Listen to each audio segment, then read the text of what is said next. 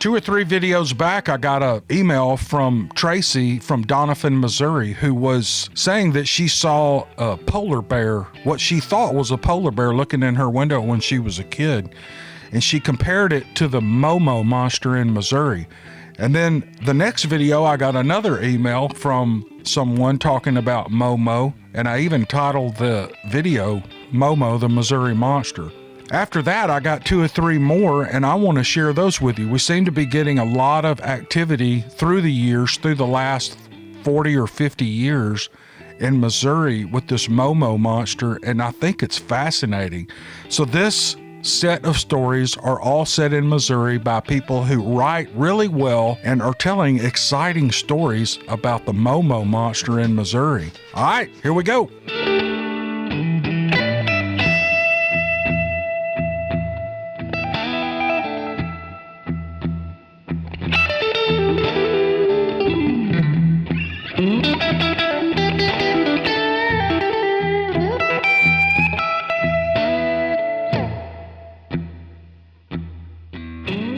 Here's an email from Daniel, and he's got 2 encounters that he thought were curious. They weren't traumatic, but it's pretty good evidence, I think, and I believe you'll think this is interesting.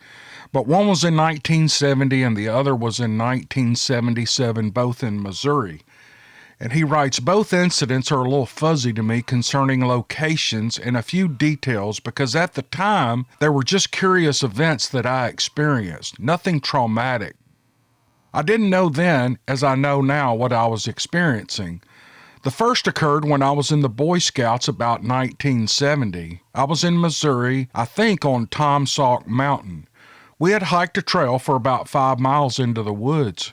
We came to a through-cut clearing that went for a ways up and down the hills, the kind that utilities are run through, although there weren't any power lines or anything visible. We set up camp at the bottom and between 2 typical Ozark hills. It was starting to get dark and my scoutmaster sent me and another kid out to look for firewood. The other scout looked about camp while I was looking up on one of the hills by the edge of the woods. I was a ways up and was getting an armful when a rock hit me and rolled down the hill. I looked about and saw no one, so I convinced myself that I must have kicked it, as it was a rocky hill, and so I continued on up the hill. And then another rock came in. This time I knew someone had thrown it. I knew the rest of the scouts were at camp, yet someone out in the middle of nowhere was in the woods tossing rocks at me. I looked down the hill and yelled to my friend that maybe he would find more wood up here with me, but he said he was doing fine. All the while I was yelling to my friend, I was looking out the corner of my eye and I could see someone standing behind a tree. What's more, there was more than one and I could hear them talking in between my yelling, although I couldn't make out what they were saying.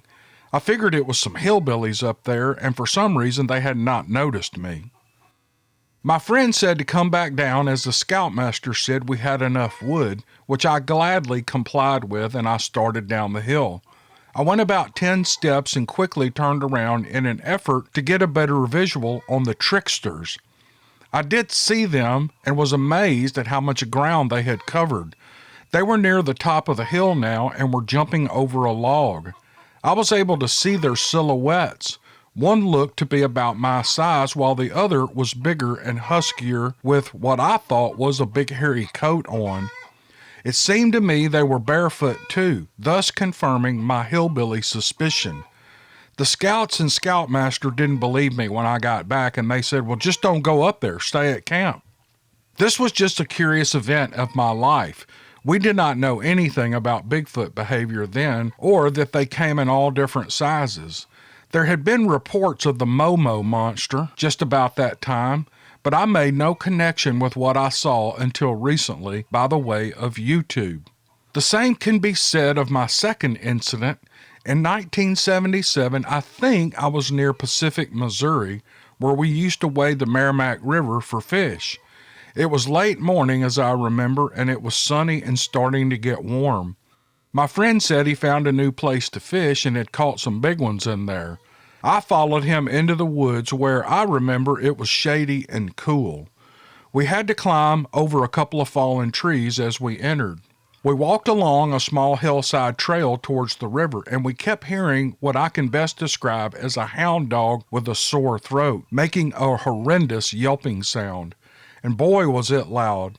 I kept looking around for the source, but I saw nothing. I exclaimed to my friend, "What the heck is that? I can't see anything." He stopped and just looked off into a direction for a few moments, and he said, "I think I see it." He just kept staring and ignoring me as I inquired on what he saw. He pointed at a tree, but once again I saw nothing. He didn't say he saw Bigfoot, I don't think. If he did, I just thought he was joking. He finally said, "Well, let's get on back. If I ever see him again, I'm going to ask him what he saw." Once again, this was just a curious set of events, nothing traumatic for me, and as such, I have forgotten it until recently. I was watching a Bigfoot video and I heard the exact same sound I heard so many years ago, and the memory came flooding back. I won't go into other curiosities such as finding unidentifiable poop and smelling mysterious smells like a skunk, urine, and BO mixture while in the Boy Scouts. Surely the answer to these mysteries were not to be found in our Boy Scout handbook, but are now finally coming to light. Dan, thanks for that email. I love these stories where kids remember, when adults remember back when they were kids and they see things and now all of a sudden they're putting it all together.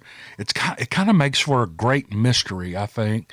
And I know it feels that way to you guys who were kids and saw strange things. I wish I could remember something like that. I'm always thinking back, trying to go, what weird happened in the woods? Because we were always playing in the woods, but I can't remember anything. Maybe I will someday, but this was a great memory. And Dan, thanks for writing it. You did a great job on it, and I know everyone enjoyed it, so thank you very much, sir. Here's another email from a Missouri resident. The man's name is Thomas, and he works this is a story about when he worked at Jefferson Barracks Air National Guard Base, which I think is in South St. Louis, or south of St. Louis. And here's what Thomas writes. When I was working security at Jefferson Barracks Air National Guard Base, we had to do foot patrols. I was down in the most southeast corner and had just checked the last building and then walked west up a ramp to the next cluster of buildings where there was a gravel parking lot that was above the level of the wall that overlooked the cemetery. Out of the corner of my eye, I saw something move over there, and I pulled out my little 2 AA cell mag light and I shined it in that direction. All I can swear to is seeing eye shine about 6 feet off the ground away from any trees.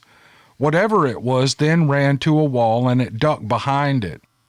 I steadily kept my light on that spot and I observed the eye shine peeking around at me for several minutes. After a while, I saw the eye shine rise up and turn around, and I heard it running deeper southwest into the cemetery. This is not much of a story, but it's all true. I never saw anything else, but after that night, I started my patrols down there before sundown. That whole area is infested with deer that are almost tame because they can't be hunted in a national cemetery. My worthless opinion is that if it was a Bigfoot, it was an old one, or maybe a youngster striking out on its own to find an easy meal. Also, there is 2 parks nearby with plenty of dumpsters. A creature could walk his way up from the south along the river and remain concealed the whole way. He's talking about the Mississippi River. Attached is a map with a blip where I saw the eye shine. And I didn't include the map in this video, but Thomas, that's a really good story. I think I've heard 2 or 3 stories from people who've worked at night on some of these military bases and they see things. What is it about military bases?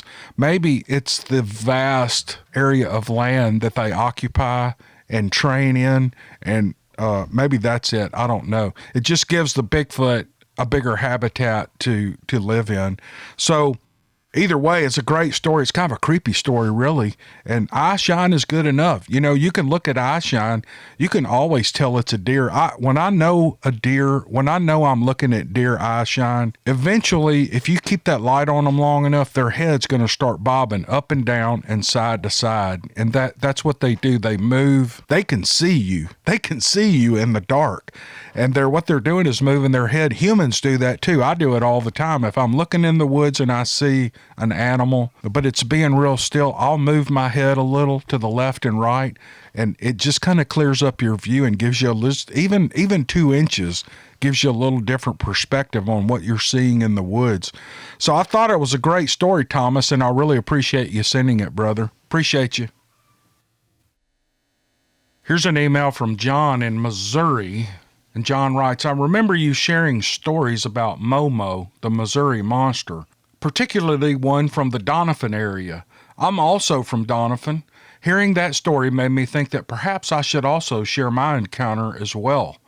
When I was in high school, my younger brother and one of his friends decided that we were going to take a trip into the woods at night. Our plan was to call in some coyotes using a rabbit squeal call, and if something got close enough, we're going to kill it. We didn't decide to head into the woods until late, probably around 11 or 11:30 at night. It is funny how much I remember about this event, but that tells you the kind of impression that it had on me. It was in December and it was cold and a starlit night. There was no wind and not a sound in the woods. The woods had also been dry for a while, so it was easy to hear, and you could hear for a long way. We thought it was a pretty night out and decided to take our trip into the woods, regardless of whether or not the conditions were good for hunting. We didn't think anything of the silence at the time when we were entering the woods, but they say silence is accompanied by the presence of a predator. Perhaps that was the case on this night. When we got to our stand in the woods and got situated, we began to call a little bit. After my first set of calls, we heard a deep guttural barking sound start up a couple of ridges over from us. We were in the Ozark Mountains, so it's a pretty rugged, hilly landscape. This bark was kind of a deep sound, like a dog makes right before it's about to fight. This went on for several minutes straight. We were all avid outdoorsmen and farm people, and we all thought this sounded strange. The boy who was with my brother and I is from the west side of Doniphon, and he said he's heard wolves at night. I asked him, is that a wolf? And he said, no, I don't know what that is. And then I asked, is it a dog? And we all agreed that it was not a dog. It was probably 300 yards away from us at this point, and we were more intrigued than anything. So they both encouraged me to keep calling and see if it would get closer. I hit my second set of squeals and everything got quiet for a few minutes in the woods. Then all of a sudden the barking sound started up again, this time only one hill over from us. There was a hill and a gully in between, and this thing was maybe 100 yards away from us at this point. We were much closer to the barking sound and could definitely tell there was something off about it. Whatever was making it sounded very large. We were also a little startled that it had covered so much ground and quickly and quietly as it did, and it now seemed to be closing the distance on us. From here, things got really weird. It began to move its way towards us in the woods, this time deliberately, because we could hear the footsteps and the sound of the brush getting snapped. It would take a few steps and stop, and we would hear an occasional whistling sound. This was unmistakable whistling, like the cleanest, most crisp whistling you have ever heard. It started off high and it dropped down to a lower tone. We were all looking at each other like, what the hell is going on? It was like it knew we were there and was trying to communicate with us. The only possibility in mind at this point was that it was a neighbor who had heard us and decided to take a trip into the woods to mess with us.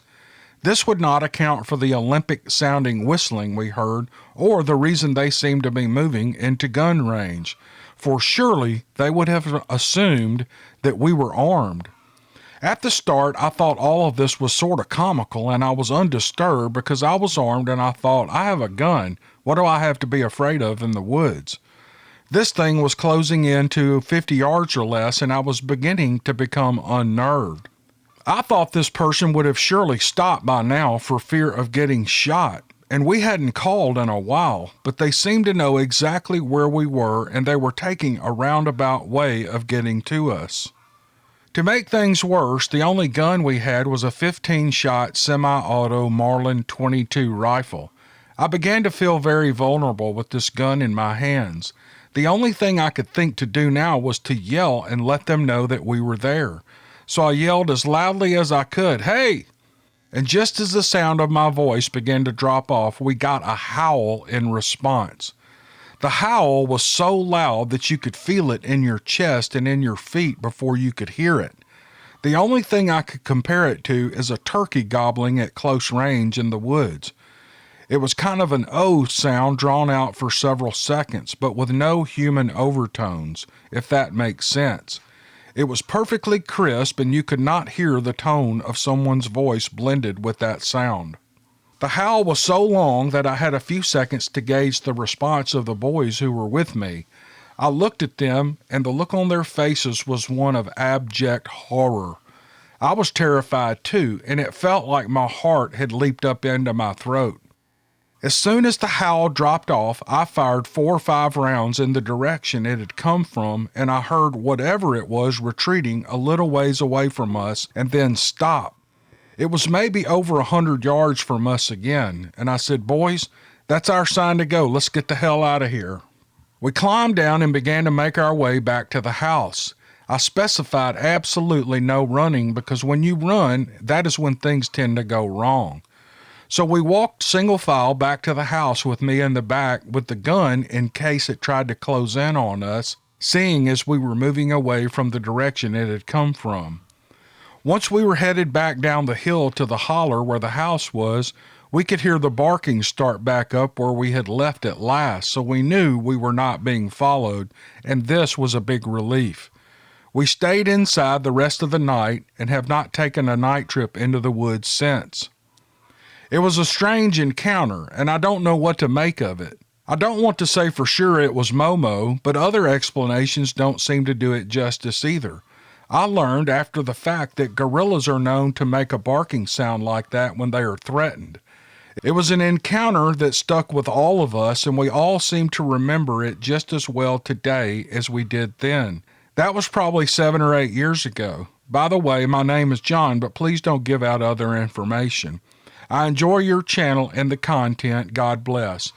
John, that's an awesome story, man. And man, you guys from Missouri can write. Y'all must have good schools there. I've never spent much time up there, but I've been through it, and it's a beautiful state. I love St. Louis. We used to take the kids to the zoo up there, but I'm just rambling on. Just don't pay attention to me. These things pop in my head, and I just pop them off. But the woods and the mountains in Missouri are beautiful, and they're rugged, remote places up there, full of rock outcroppings and all kind of stone formations. And there's the Katy Trail that runs all the way across the state, which I would love to through bike. I would like to ride the whole thing. I think it's 240 miles, and maybe I'll get to do that one of these summers coming up.